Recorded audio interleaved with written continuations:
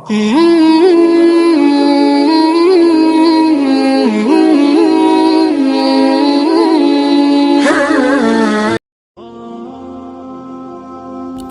আলাইকুম ওয়া রাহমাতুল্লাহি ওয়া বারাকাতুহু। প্রিয় মুসলিম ভাই বোন আমার, আপনাদের জন্য আজকে একটা ইন্টারেস্টিং কাহিনী নিয়ে আসলাম, ইসলামের সত্য কাহিনী। যে কাহিনীটা হচ্ছে ওসমানীয় সুলতান মোরাদের এক রাতের ঘটনা। সত্যি আমারও অনেক ভালো লেগেছিল এই ঘটনাটি পড়ে, তাই মনে করলাম আপনাদের মাঝে তুলে ধরি আলোচনাটা। সত্যি অনেক ভালো লাগবে আপনাদের শুনে। ধৈর্য ধরে সবাইকে ভিডিওটা দেখার জন্য অনুরোধ জানাচ্ছি।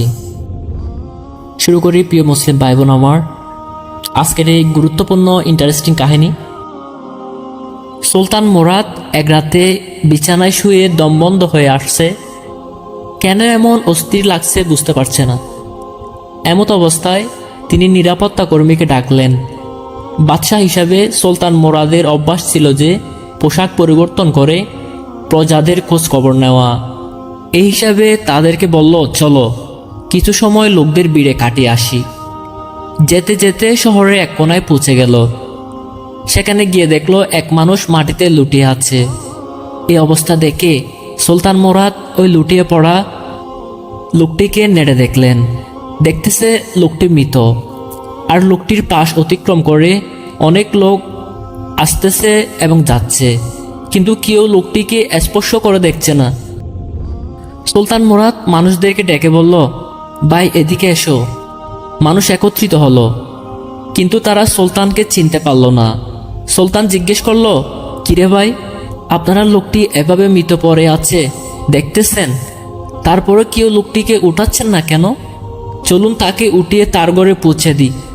তখন লোকেরা বলল, এই লোক বড় গুনাহগার মানুষ। তখন সুলতান মোরাদ বললেন, ভাই গুনাহগার হলেও সে কি আল্লাহর বান্দা নয়? সে কি আমার নবীর উম্মত নয়? চলো তাকে উঠিয়ে তার ঘরে দিয়ে আসি। মানুষ সুলতানের কথায় প্রভাবিত হলো আর লাশটি ওয়ারিসের কাছে পৌঁছে দিল। যখন ঘরে গেল, লাশটি নিয়ে তার স্ত্রী এই লাশ দেখে অজুরে কাঁদতে লাগলো। লোকেরা চলে গেল। সুলতান মোরাদ এবং নিরাপত্তা কর্মী দাঁড়িয়ে মহিলাটির কান্না দেখতে লাগলো।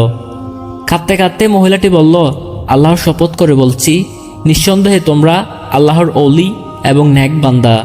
সুলতান মোরাদ এবং তার সাথীদের লক্ষ্য করে বললেন কথাটি। একথা শুনে সুলতান মোরাদ আশ্চর্য হয়ে গেল।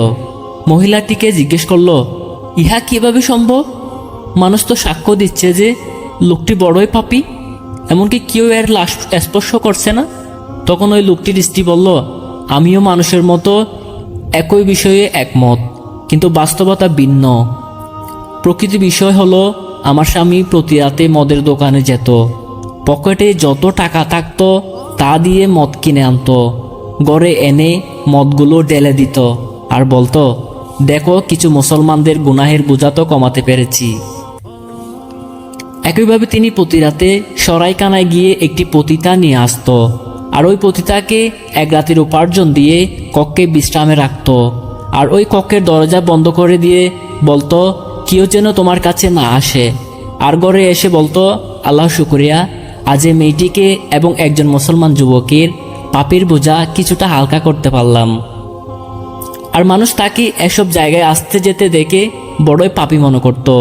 আমিও তাকে বলতাম, মনে রেখো যে তুমি যেদিন মরবে সেদিন কেউ না তোমাকে গোসল দিবে, না তোমার জানাজা পড়াবে, না তোমাকে দাফন করবে। আর সে মুস্কি হাসি বলতো, চিন্তা করো না, তুমি দেখবে যে আমার জানাজা যুগের বাদশাহ, ওলামায়ে কেরাম এবং আল্লাহর ওলিরা পড়বে। ঘটনা শুনে সুলতান মোরাদ দুই চোখের পানি ছেড়ে দিয়ে বলে, আমি তো সুলতান মোরাদ, এ সময়ের বাদশাহ। কাল আমি নিজ হাতে তোমার স্বামীকে গোসল দিব, আমি এর জানাজা পড়াবো, এর দাফন কার্য আমি সমাধা করব। সত্যি পরদিন এই লোকের জানাজা হয়েছিল তুরস্কের রাজদরবারে সুলতান মোরাদের রাজকীয় মসজিদের মাঠে। এতে শরিক হয় বিখ্যাত ওলামায়ে কেরাম এবং যুগের আউলিয়া কেরাম, সাথে ছিলেন অসংখ্য সাধারণ জনতা। এই কাহিনী থেকে শিক্ষা হলো, এমনই ছিল মুসলিম শাসক এবং শাসিত, তাদের মাঝে একমাত্র আল্লাহ ভীতি ছিল বলেই তাদের সোনালী ইতিহাস মানুষকে আজও অনুপ্রাণিত করে। আল্লাহ আমাদেরও এমন সৌভাগ্য দান করুক, আমিন।